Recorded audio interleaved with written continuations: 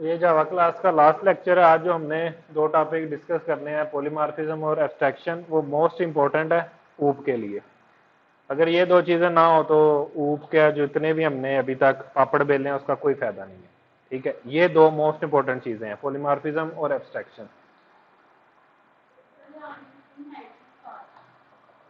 Inheritance इनके बगैर कुछ नहीं ना है। अगर इनहेरिटेंस में ये ना हो, ये चीजें क्या थी कि सिर्फ प्रॉपर्टीज अगर आप ले आए हैं तो वो तो आप किसी ऑब्जेक्ट के थ्रू भी ला सकते हैं। अगर यही करना था कि प्रॉपर्टी जो है इनहेरिट हो जाती हैं चाइल्ड के अंदर, तो आप किसी ऑब्जेक्ट के थ्रू भी ला सकते हैं। कहीं पे ऑब्जेक्ट बना लें, उसका रेफरेंस बाकी सारी क्लासेस में ले लें, वो तो उधर से भी यानी आप अचीव कर सकते हो। लेकिन अगर ये जो दो चीजें हैं ना, पॉलीमॉर्फिज्म और एब्स्ट्रैक्शन, इसके बगैर इनहेरिटेंस कुछ नहीं है, तो फिर मोस्ट इंपॉर्टेंट तो ये है कि एज होल अगर बात करें तो इनहेरिटेंस है। ठीक है, उसमें से फिर ये दो चीजें आती हैं। अच्छा, इसमें सिंटैक्स भी ज़ाहिर है इसका है इन चीज़ों को करने का। पॉलीमॉर्फिज्म का एग्जैक्टली नहीं है, वो तो एक लॉजिकली एक समझने के लिए चीज़ है, लेकिन एब्स्ट्रैक्शन के लिए सिंटैक्स है इसका, उसको भी देखते हैं। इनहेरिटेंस के लिए मिसाल है कि हम एक एग्जांपल ले लेते हैं कुछ डाटा डिस्प्ले करवाने की। जैसे अकाउंट्स की अगर आप एग्जांपल लें तो टीचर्स का कर लेते हैं। टीचर्स हैं, अब कुछ टीचर्स होते हैं जिनकी सैलरी होती है फिक्स मंथली बेस पे, और कुछ होते हैं जिनकी सैलरी जो है वो लेक्चर के हिसाब से होती है। ठीक है, लेक्चर वाइज होते हैं, जितने लेक्चर हैं उतने उनके पैसे बन जाएंगे। तो है दोनों की है, लेकिन दोनों में कुछ चीजें कॉमन है। ज़ाहिर है उनका नाम होगा, एड्रेस होगा, कोई क्वालिफिकेशन होगी, वो हर टीचर की होगी। तो ये चीजें कुछ उनके अंदर कॉमन है। लेकिन डिफ्रेंशिएट कहाँ पे हो रहे हैं, अगर एक डिफ्रेंशिएशन हम बात करें तो वो अपनी सैलरी की बेस पे हो रहे हैं कि उनका जो अकाउंट की कैलकुलेशन है वो कैसे होगी, कि उनको कितने पैसे पे करने हैं टीचर।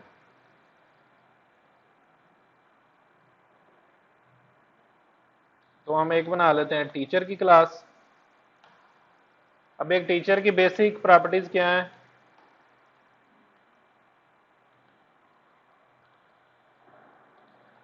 स्ट्रिंग नेम है,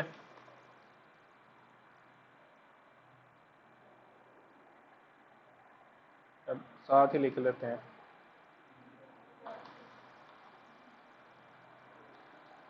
क्वालिफिकेशन है। ठीक है, बिल्कुल ये दो दो चीजें हैं इसकी।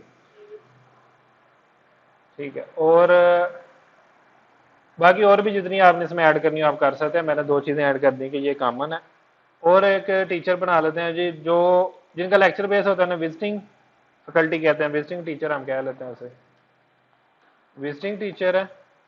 ठीक है, और एक परमानेंट है।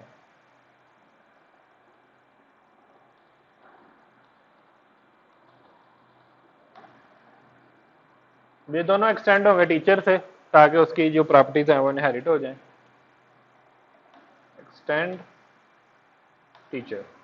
ठीक है, और इसी तरह विजिटिंग को भी हम एक्सटेंड कर लेते हैं टीचर से।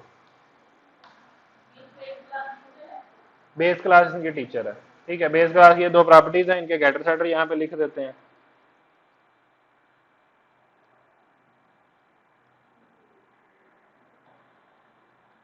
ठीक है, ये हो गया। अब डिफरेंशिएट जो मैंने कहा कि इनमें फर्क क्या है दोनों में, विजिटिंग में क्या होगा कि इनके लेक्चर के बेस पे होते हैं। तो ज़ाहिर है यहाँ पे हमें एक इंटीजर चाहिए, इंट लेक्चर्स, या number of lecture, total lecture, कुछ इस तरह का आपको यहाँ पे इंटीजर एक चाहिए होगा जहाँ पे आप सेव करोगे कि इनके लेक्चर कितने हुए हैं। और दूसरी चीज क्या होगी, पर लेक्चर। ठीक है, पर लेक्चर अमाउंट, सैलरी नहीं ना आएगी, पर लेक्चर अमाउंट कितनी मिलती है इनको। ये दो चीजें होंगी, इनके भी इसी तरह से गेटर सेटर लिख लेते हैं। ठीक है, तो विजिटिंग के लिए ये दो चीजें होगी कि वो उनके नंबर ऑफ लेक्चर कितने हैं और पर लेक्चर अमाउंट क्या मिलती है उनको। परमानेंट की बात करें तो इनकी सैलरी होती है। ठीक है, प्राइवेट मंथली सैलरी। ठीक है, ये इंटीजर में रखनी थी। ठीक है, अब इसमें एक ये भी हो सकता है कि वो कितने मंथ हैं, पेंडिंग उनके सैलरी, पेंडिंग मंथ्स आप रख सकते हो इंटीजर में कि पेंडिंग मंथ कितने हैं उनके, या अगर मंथ बाय मंथ चल रहा तो वैसे ही आप उसको रिटर्न कर दोगे। ठीक है, तो हम यही रखते हैं कि इनकी मंथली सैलरी क्या है और वो ही हम रिटर्न कर देंगे जनाब इनके इतने पैसे बनते हैं। ये हो गया। अब यहां तक तो ठीक है, यहां तक तो जो जैसे आपने पहले किया इनहेरिटेंस में ये उसी तरह से काम कर रहा है, उसी तरह से है। अब बात आ जाती है मेथड की, जो है सैलरी वाला, या कह लें कि get paid amount, payable amount. ठीक है, पेएबल अमाउंट आपने कैलकुलेट करनी है, या कैलकुलेट पेएबल अमाउंट या गेट पेएबल अमाउंट, ये चीज चाहिए। अब ये भी दोनों में कॉमन है। ठीक है, दोनों में कॉमन है, लेकिन एक और प्रॉब्लम है, दोनों में कॉमन है तो आप पेरेंट में रख देंगे, पेरेंट में रख देते हैं। यहां पे एक सिंपल मेथड बना देते हैं, public int get payable amount. ठीक है,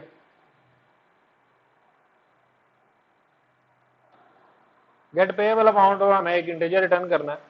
अब प्रॉब्लम ये है कि जो पेरेंट है उसके पास तो ऐसी कोई डेफिनेशन है नहीं, जो टीचर पेरेंट का वहां पे तो नहीं है कि ये परमानेंट है या दूसरा है या इसके नंबर ऑफ लेक्चर कितने हैं, वो डाटा इसके पास तो नहीं है। तो इसका मतलब ये है कि ये जो गेट पेएबल अमाउंट है ना, इसकी डेफिनेशन पेरेंट में नहीं हो सकती। डिक्लेरेशन तो हो सकती है, डेफिनेशन पेरेंट के अंदर नहीं हो सकती। ये डिफाइन चाइल्ड अपने अपने हिसाब से करेंगे, जो भी लॉजिक उनकी बनती है। इसको ओवरराइडिंग, ओवरराइडिंग ही फिर यूज होती है वो पॉलीमॉर्फिज्म के लिए। ठीक है, तो यहां पे आप क्या करेंगे, इसको इसकी डेफिनेशन नहीं लिखेंगे। ठीक है, ब्रैकेट्स की बजाय आप यहाँ पे सेमीकोलन लगा दो, इसकी डेफिनेशन नहीं होगी, लेकिन ये एरर देगा कि मेथड की डेफिनेशन होना जरूरी है। तो इसको अवॉइड करने के लिए, यानी इस एरर को खत्म करने के लिए आप एब्स्ट्रैक्शन करते हो, यानी आप बताते हो कि ये मेथड एब्स्ट्रैक्ट है, ये अलग है, इसकी डेफिनेशन नहीं हो सकती पेरेंट के अंदर, तो आप एब्स्ट्रैक्ट लिख देते हो इसको। लेकिन जब आप इसको एब्स्ट्रैक्ट करते हो तो पूरी क्लास एब्स्ट्रैक्ट हो जाती है, क्योंकि उस क्लास के अंदर एक ऐसा मेथड है जिसकी डेफिनेशन नहीं है, तो पूरी की पूरी क्लास ही एब्स्ट्रैक्ट हो जाती है।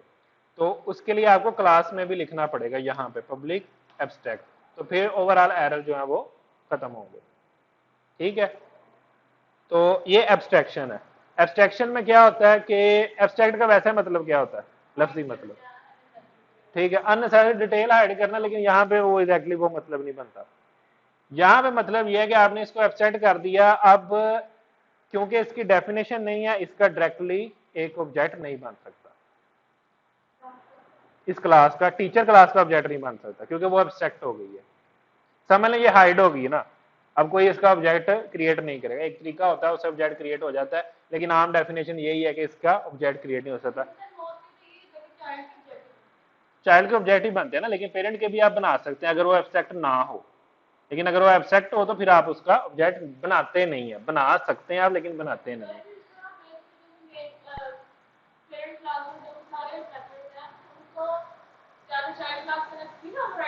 वहां पे ओवरराइड करना पड़ेगा।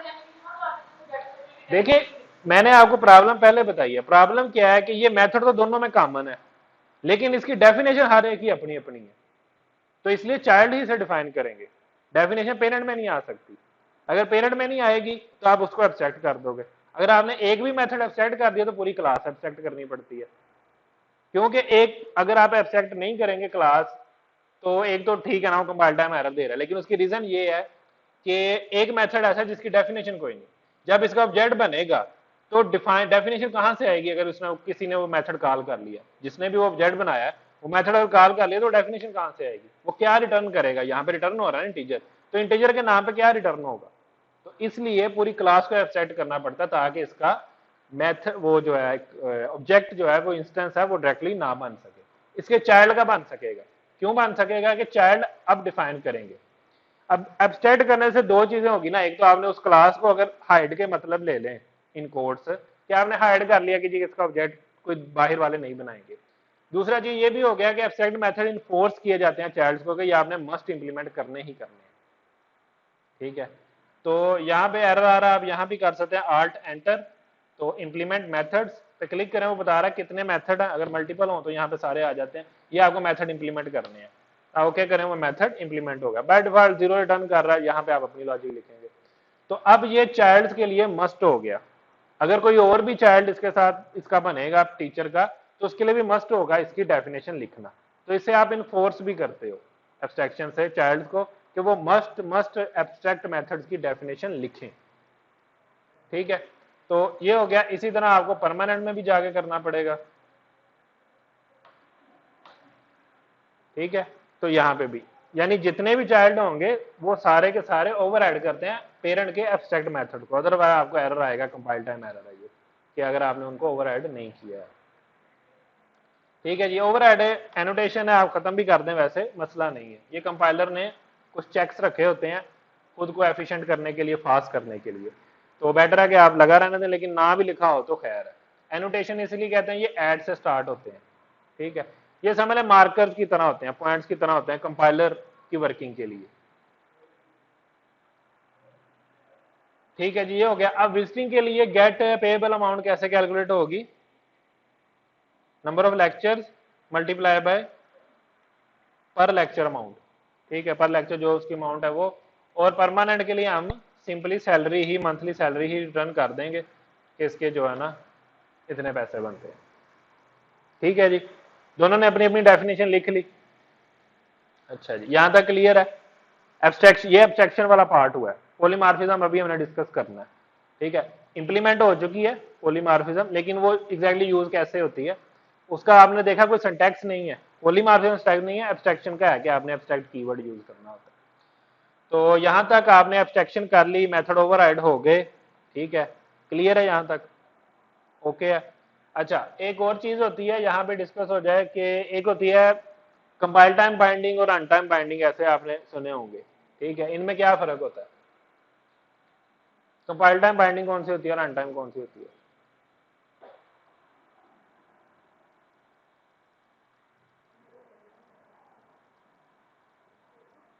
मेथड ओवरलोड तो पढ़ा था। हाँ, वो क्या होता है?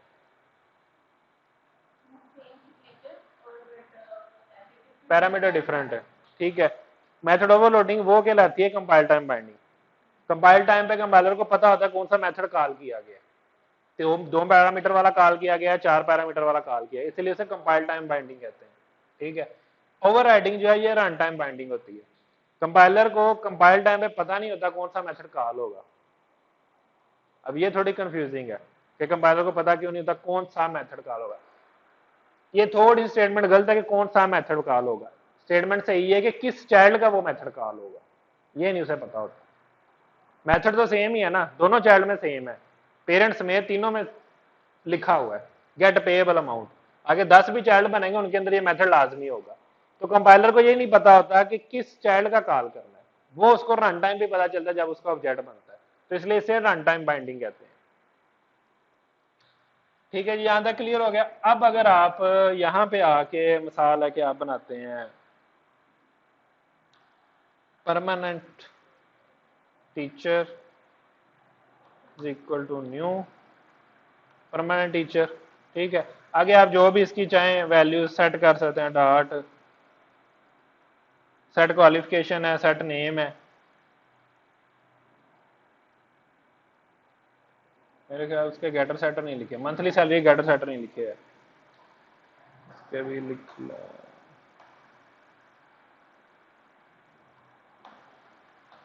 ठीक है, तो सेट मंथली सैलरी नेम और क्वालिफिकेशन जो भी आप सेट करना चाहें, मैं अभी बस सैलरी को सेट कर रहा हूँ। ठीक है, यहाँ पे कुछ आपने सैलरी दे दी। अब अगर आप यहाँ पे कॉल करोगे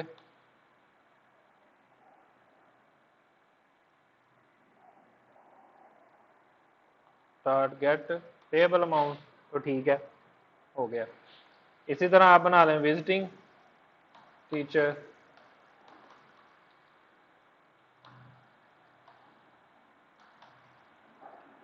और visiting teacher dot set lectures, visiting teacher dot set पर लेक्चर अमाउंट। और अब यहाँ पे जो है इसका भी पेएबल कर गेट कर लेते हैं।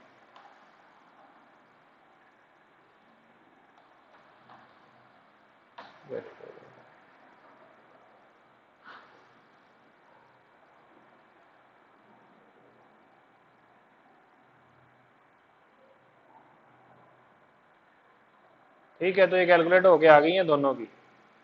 इसका 6000 ही बनता था विजिटिंग का, और इसका तो जो सिंपली मंथली सैलरी लिखी है वो ही रिटर्न हो जाती है, तो ये आ गई है। Where is पॉलीमार्फिज्म?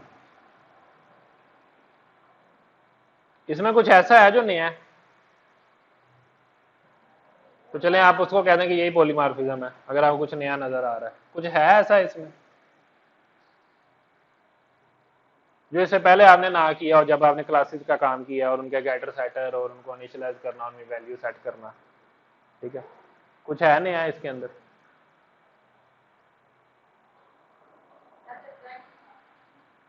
वो तो क्लासेस में था ना, मेन में जो कोड हमने लिखा है।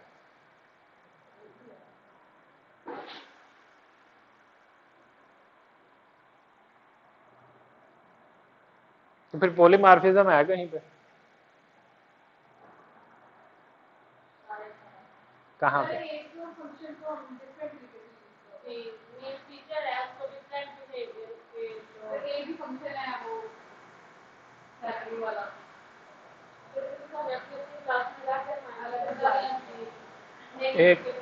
एक मिनट दें बस मुझे। इसको एब्स्ट्रैक्ट किया ना, ठीक है, ठीक है जी, खत्म कर दिया। ये सिर्फ ओवरहेड कर देगा बस, कि ये ओवरहेड एनोटेशन आपने लिखी है, ये यहाँ पे नहीं आती। ओवरहेड एनोटेशन खत्म कर दी क्योंकि हमने वो उसको पेरेंट में नहीं रखा। ठीक है जी, अब इसको रन करें।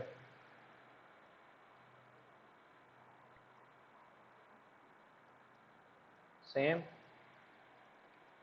सेम है, कोई फर्क नहीं पड़ा।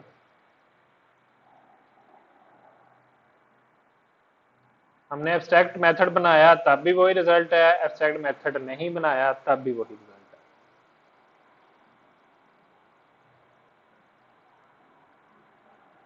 थोड़ा सोच लें, गूगल कर लें।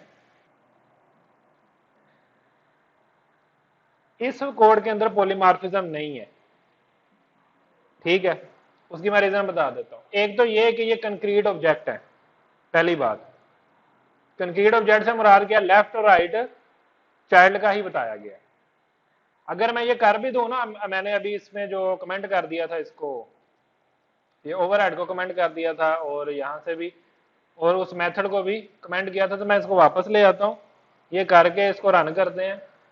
अभी भी ये पॉलीमार्फिज्म अचीव नहीं हुई, क्योंकि इन क्लासेस के कंक्रीट ऑब्जेक्ट्स हैं। कंक्रीट ऑब्जेक्ट से मुराद लेफ्ट राइट यही है। जब कंक्रीट ऑब्जेक्ट हो तो पेरेंट का या रन टाइम पे बाइंडिंग का या रन टाइम पे ये पता लगवाने का कि ये ऑब्जेक्ट किसका है, वो सवाल ही पैदा नहीं होता। कंपाइलर को पता है कि ये ऑब्जेक्ट किसका है, ठीक है, और मेथड कौन सा कॉल होना है वो एग्जैक्टली डायरेक्टली आप जरा करो ना, कंट्रोल प्रेस रखो, इस पे क्लिक करो, वो डायरेक्ट वहां पे पहुंचेगा परमानेंट टीचर के अंदर। अब आप वापस आ जाओ, अब आप इस पे क्लिक करो, वो डायरेक्ट विजिटिंग टीचर के पास गया, क्योंकि उसको पता है कि ये एग्जैक्टली कंक्रीट ऑब्जेक्ट है और ये कहां पे जाएगा, एग्जैक्ट उस क्लास के पास जाएगा और वो कॉल करके आप डाटा ले आएगा। कोई पॉलीमार्फिज्म नहीं हुई, कोई चेकिंग नहीं हुई, कोई कुछ भी नहीं हुआ है। अब पॉलीमार्फिज्म कहां पे होगी, ठीक है, पॉलीमार्फिज्म तब होती है, पहले मैं एक एग्जांपल आपको एक्सप्लेन कर दूं कि ये जरूरत क्यों पड़ती है पॉलीमार्फिज्म की, आप करते क्यों है। अभी इस अकाउंट वाले में हमने देखा कि आपके पास एक मेथड सेम है लेकिन उसकी कैलकुलेशन डिफरेंट है, ठीक है, लेकिन एंड रिजल्ट सेम है, एट द एंड होगा वही जो आपको चाहिए, लेकिन उसकी कैलकुलेशन, उसका कोई तरीका का डिफरेंट हो सकता है, वो हर चाइल्ड के लिहाज से वेरी करता है, ठीक है, तो तब आपको पॉलीमार्फिज्म चाहिए होती है। अगर ऐसा नहीं है तो आप सीधा पेरेंट के अंदर रखें और उससे काम चलाएं। अगर किसी को जरूरत भी पड़ती है तो ओवरहेड कर सकता है, अदरवाइज दूसरी से आपका काम चल जाता है।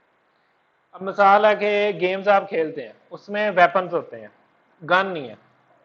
अब एक गन का फंक्शन क्या होता है, उसने फायर करना है, उसने लोड होना है, रीलोड जिसको करते हैं, और इसको फायर करना है, ठीक है, ये उसका फंक्शन है।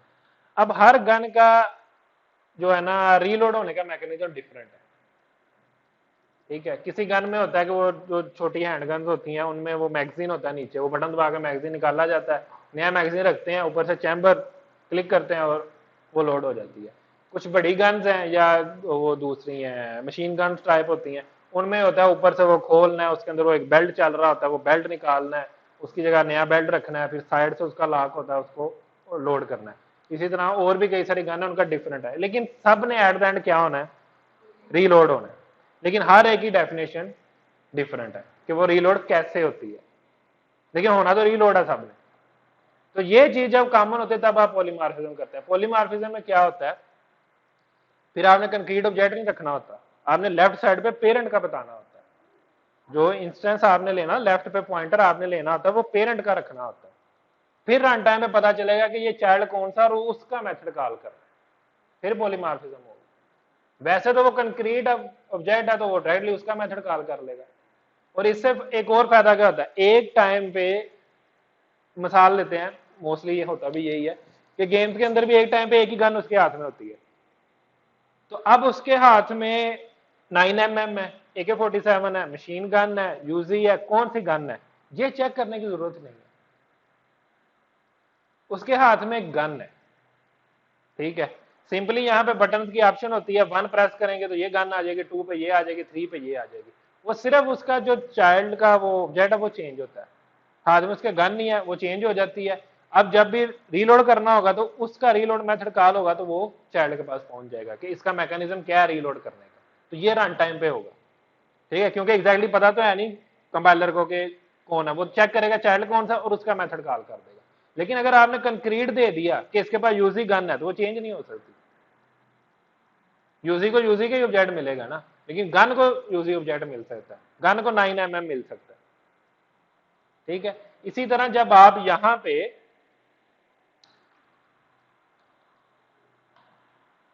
टीचर रखेंगे, ठीक है, तो फिर आपको जो है ना वो ये चीजें आपको मिलेंगी, ये पॉलीमॉर्फिज्म यहां पे होगी। लेकिन टीचर रखने से आपको पता है कि वही मामला होता है कि आप चाइल्ड के मेथड नहीं कॉल कर सकते। ये दोनों चाइल्ड के मेथड, यहां पे भी दोनों चाइल्ड के मेथड हैं, तो आप इस तरह से इनको नहीं कॉल कर सकते। इसका तरीकाकार ये होता है कि आप कंस्ट्रक्टर के थ्रू इसको बनवाएं, ठीक है। ये जो मंथली सैलरी है ये आप कंस्ट्रक्टर के थ्रू रखवा रहे हैं ताकि जब आप इसको बना रहे हैं आप तभी इनको सेट कर सके, बाद में आपको इस सिचुएशन में सेटर कॉल ना करना पड़े। तो हम यहां पे कंस्ट्रक्टर बना लेते हैं,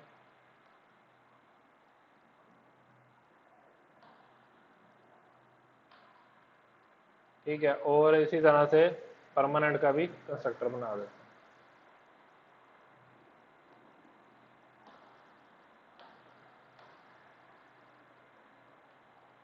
और फिर ये कॉल करने की बजाय आप सीधा सीधा यहां पे लिख दो, तो फिर वो मसला नहीं आएगा कि आप चाइल्ड का कॉल नहीं कर सकते, यानी पेरेंट रेफरेंस से आप चाइल्ड का गुजारा वो कॉल नहीं आप कर सकते। आप अगर कंट्रोल प्रेस करके इस पर क्लिक करें तो ये कहां पे जाता है, टीचर के पास, और टीचर के पास उसकी डेफिनेशन है नहीं, ठीक है। तो ये रन टाइम पे पता लगवाएगा कि इसकी डेफिनेशन क्या है, एंड रिजल्ट अभी भी सेम ही होगा। लेकिन पॉलीमॉर्फिज्म आप अचीव होगी जब आप लेफ्ट साइड पे तो उसका देंगे, उसके पेरेंट का रेफरेंस देंगे, तो अब रन टाइम पे चेक करेगा कौन सा मेथड है और एग्जैक्टली उसका मेथड कॉल हो जाएगा। अगर वो चाइल्ड परमानेंट का था, परमानेंट टीचर का, तो परमानेंट का कॉल हो जाएगा। अगर वो विजिटिंग टीचर से इनिशियलाइज हुआ है तो विजिटिंग वाला कॉल हो जाएगा और आपके सामने रिजल्ट आ गया। ये असल में होती है जी पॉलीमॉर्फिज्म। इसमें अब आप देख सकते हैं वो बिहेवियर कैसे चेंज करता है। बिहेवियर वगैरह तो कुछ नहीं वो चेंज करता है, वो सिर्फ चेक करता है कि ये चाइल्ड किस टाइप का है, इसको जो इनिशियलाइज किया गया वो किस टाइप से किया गया, उसका मेथड कॉल कर लो बस, और वो कुछ नहीं करता। उससे फायदा क्या हो जाता है वो मैंने आपको एग्जांपल से बता दिया, गन वाली एग्जांपल से। अब ये चेक रखने की जरूरत नहीं है कि एग्जैक्टली क्या है उसके हाथ में या गन कौन सी है, आप सिर्फ उसको जो आप ज़ाहिर उसमें रेफरेंस तो दिया होगा ना, जो रिलेशन के हिसाब से बनता है। इस वक्त जो एक्टिव गन है वो कोई एक ही हो सकती है उसके हाथ के अंदर, ठीक है, तो रिलेशन तो एक उनका बना हुआ है, तो वहां पे आप किसका रेफरेंस रखोगे, यूजी रखोगे, आप AK-47 रखोगे, 9mm रखोगे, तो वहां पे आप गन का रखोगे, ठीक है। गन रन टाइम में जो भी गन आ गई वो उसी तरह से चलेगी, वो उसकी रेंज सारा कुछ वहां पे सेट हो जाएगा, ठीक है। तो ये असल में होती है।